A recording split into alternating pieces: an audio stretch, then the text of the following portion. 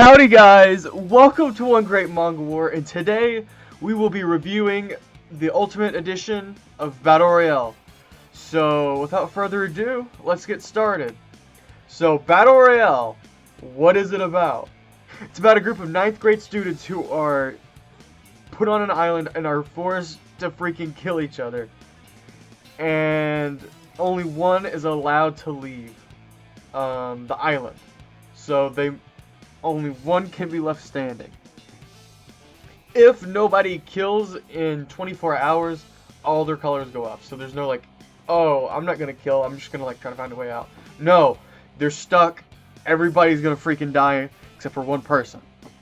So with this idea, you can tell it's a very intense. It's a very intense story beat. It's very intense. It grabs your collar and it refuses to let go.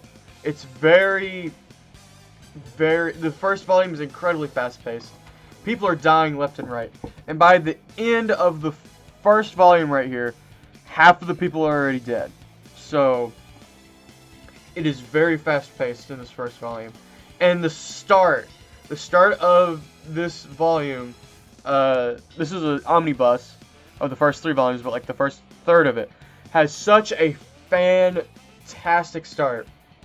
It gets you to know a lot of the characters who you'll be seeing a lot of in this story, and it like settles you in. It's really freaking good about it.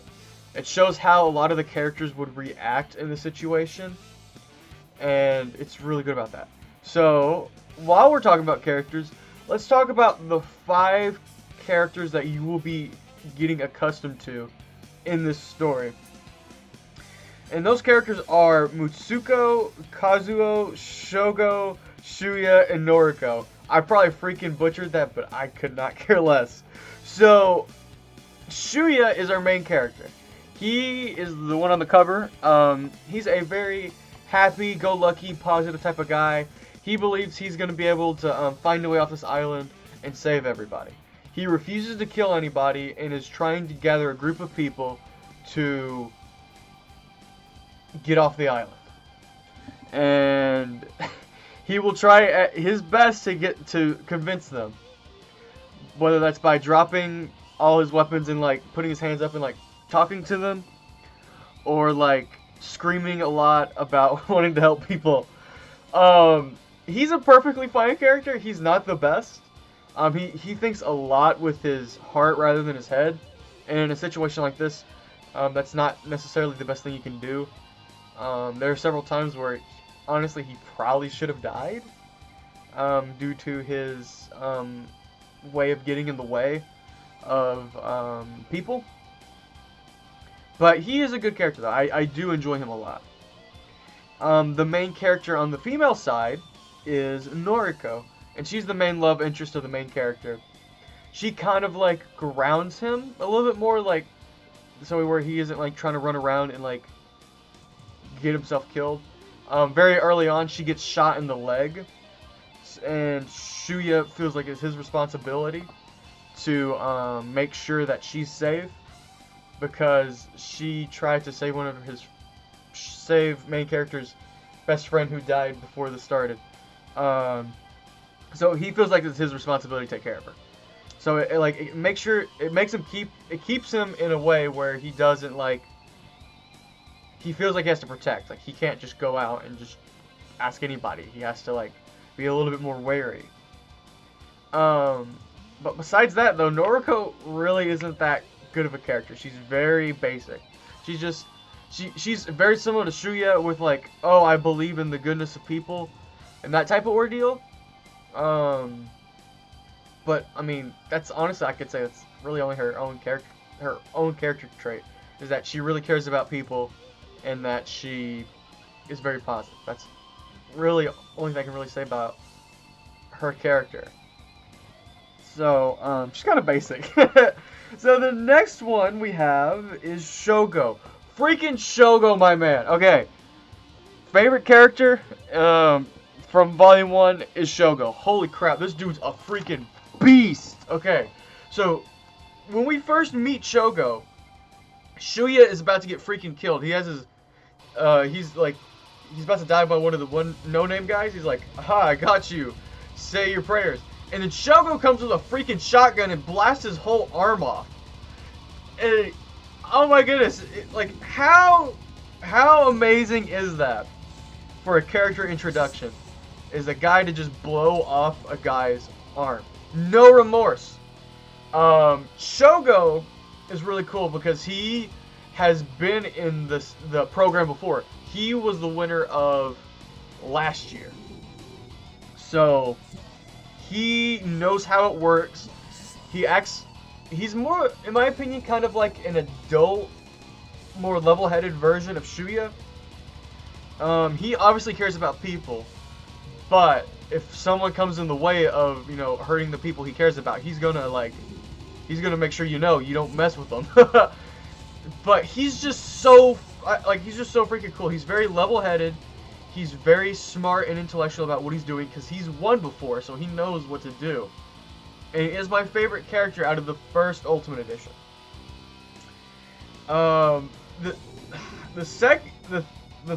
Fourth character. All right, the fourth character is Kazuo. Kazuo is a like Yakuza member. Like he has like a group of people, and he's very like super like shows no emotion. He feels nothing killing people, which obviously makes him perfect for the program. So like he's just lasering people. Like he shows no remorse. First people he kills is his own gang members. Like how brutal do you have to be to do that? It's just shocking. Of freaking course, the main bad guy, this is the main villain, if you could even call him that, gets a freaking Uzi with like unlimited ammo, it seems like. Because he's like shooting so much ammo out. I'm just shocked he just doesn't lose it all. But yeah, he's very no remorse. He just kills for kills. He gets no pleasure out of it.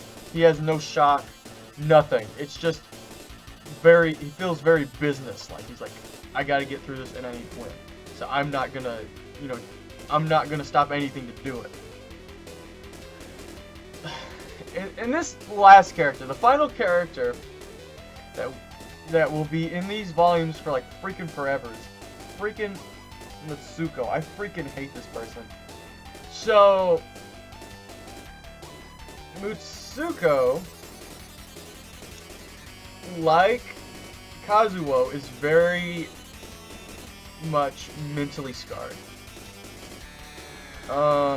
At a young age, she was sexually abused, like really badly by her father. So like her whole character is around her being sexually abused and being very manipulative and that type of stuff. And as we go into the later volumes, especially volume 3, it gets very disgusting and disturbing with this character.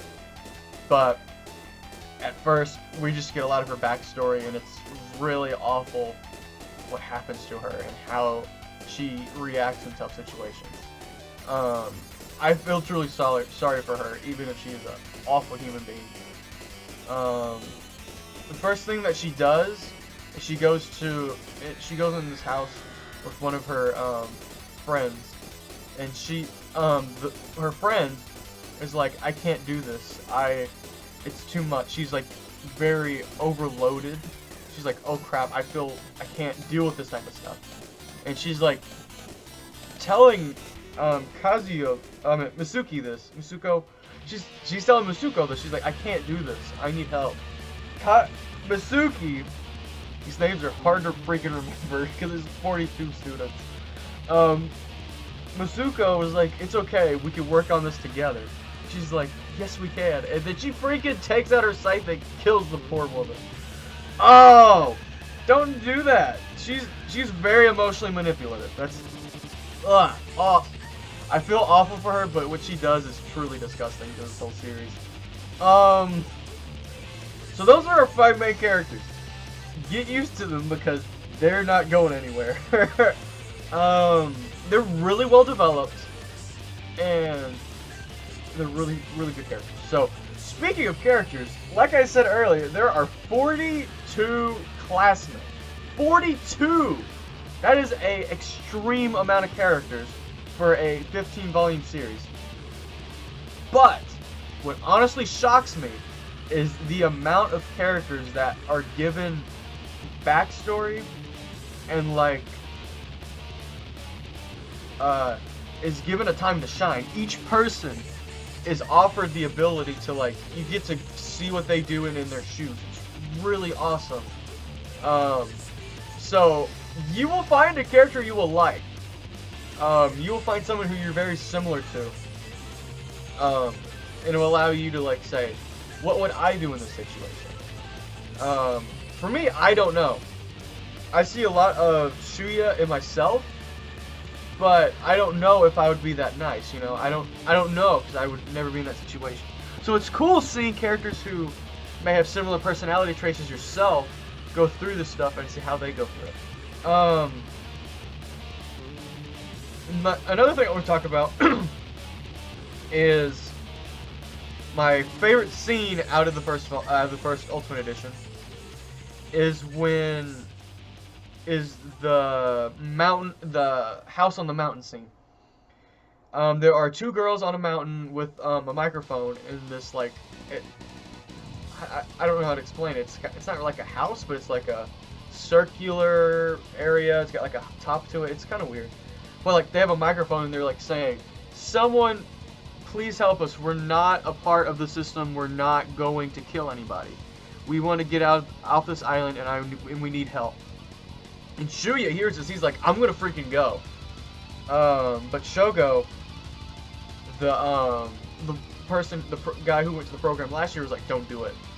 It's on a mountain where everybody can see you. You're gonna get shot and killed immediately." And Shogo has to stop him to do it. And the girls up on the mountain eventually get killed by the Kazuo because of their ineptitude. Not ineptitude, but like their inability to, I guess, get with the program. And normally with something like this, I would be like, "That's stupid. You wouldn't do that." But Battle Royale did it in a way where I'm not like, where it looks stupid. It's like, I completely understand where they're coming from. And the characters are like that too. They're like, "Hey, what they did was noble and they did the best they could. Do not go up there and try to avenge their death or anything like that, because if you do, you'll get killed." And it's just, it shows the brutality of some of the students in here, but it also shows the level-headedness of some of the other students in here. It's just a really overall fantastic scene. Since we're also talking about things I really like about this book, let's talk about the art. Holy crap. This artwork is freaking gorgeous, guys. Freaking gorgeous. Let me find a scene I could show, because there's some stuff I cannot show on YouTube due to gore and what's her face, because she's blah. Alright, let me find a page real quick.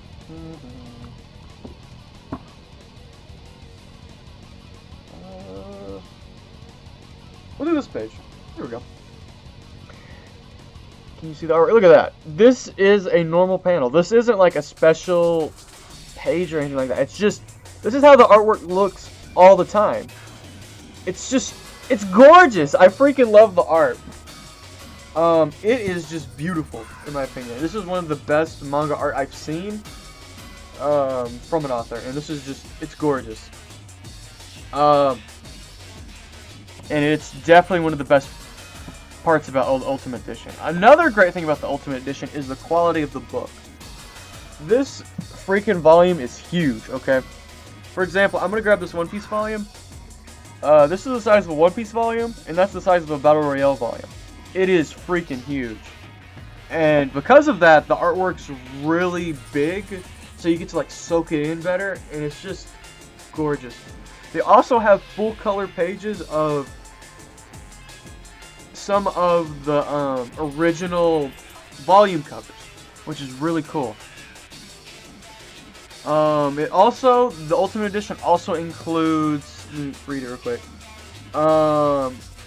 some interviews with the author, unpublished sketches of the characters, and weapon details, which is also a pretty cool bonus. So that's all the those are all the positives. I do have some pretty big negatives, depending on who you are. Like I've said, with the character of Mitsuko being sexually abused, and being very emotionally manipulative, and she uses her body to get her ways. Due to that, this is there are some very sexually explicit stuff in this volume, and it gets worse later on. Another thing that's a big problem with this series is its extreme gore. This is the most goriest manga I have ever read. In fact, it's the goriest thing I've ever seen, honestly. It is extremely over the top. It has no right to be as gory as it is. And I can't show it on YouTube because of how gory it is. But eventually, though, I did get used to the gore. It's something you have to, like, get used to.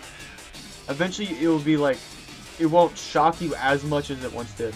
But because of those two problems, though, I never really adjusted to her Mitsuko's sexual parts. I could not adjust to that. That stuff is awful. And the fact she's 15 does not make it any better. It's freaking awful. I can't adjust to that. But I did eventually adjust to the gore, though. So for those two reasons, the gore and the sexual content, you may not want to read this book. There are several scenes of grape. I'm not going to say the real word because I would be smitten from YouTube. But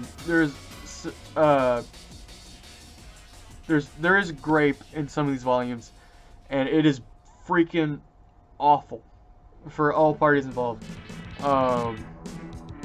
And it's awful.